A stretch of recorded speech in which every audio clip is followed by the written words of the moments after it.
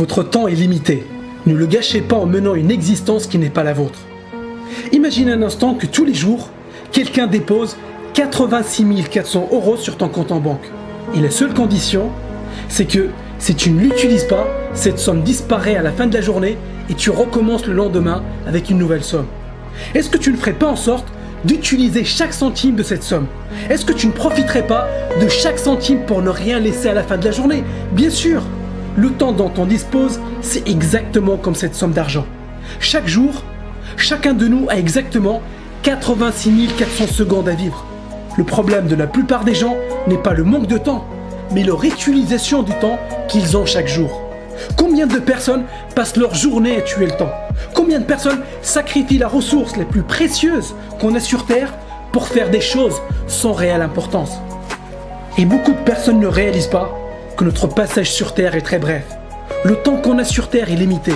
On peut doubler l'argent qu'on a en banque, mais on ne peut pas doubler le temps qu'il nous reste à vivre. Et écoute ça. Les Français, en moyenne, passent 3h42 par jour devant la télé. C'est l'équivalent de 26 heures par semaine et ça fait 56 jours à la fin de l'année. Presque 2 mois par an sont passés devant la télé et c'est juste énorme. Imagine un instant si ces mêmes personnes passaient ce temps à étudier un sujet. Imagine un instant si ce temps était converti en activité sportive ou à monter un projet ou simplement à lire. Est-ce que tu ne crois pas que ça ferait la différence dans la vie de ces gens-là? Ça prend en moyenne 10 heures pour lire un livre entièrement de début à la fin.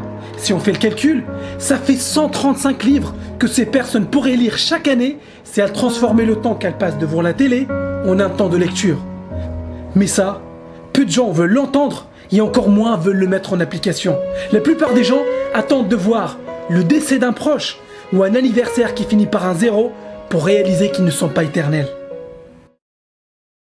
Et je t'encourage à ne pas faire cette erreur. Je t'encourage à faire en sorte que chaque jour compte, que chaque seconde compte. Tu es maître de ton temps et tu es maître des activités que tu fais tous les jours. Imaginons que tu dors 7 heures chaque nuit. Tu passes 8 heures au travail et tu passes 3 heures avec ta famille. Il te reste encore 6 heures dans la journée. Qu'est-ce que tu fais de ces 6 heures? Comment tu utilises ce temps? Et rappelle-toi que tout le monde dispose de 24 heures par jour. La différence se fait dans l'utilisation de ce temps. Avant de te lancer dans chaque activité, demande-toi si elle te rapproche de ton objectif ou pas. Avant d'ouvrir les réseaux sociaux ou d'allumer la télé, demande-toi, est-ce que tu n'as pas mieux à faire? Est-ce que tu ne peux pas utiliser ce temps pour faire quelque chose de plus productif? Et je t'encourage aussi à vivre chaque jour comme si c'était le dernier. Ne gaspille pas ton temps dans des choses qui ne te font pas progresser. Parce que dans la vie, tu n'as que 2 types d'activités. Celles qui te rapprochent de ton objectif et les autres. Et je te suggère de passer le temps limité que tu as sur Terre sur des choses que tu aimes, sur des choses qui te font vibrer. Et si tu n'aimes pas ton travail, utilise ton temps libre pour apprendre un nouveau métier, pour monter ton business.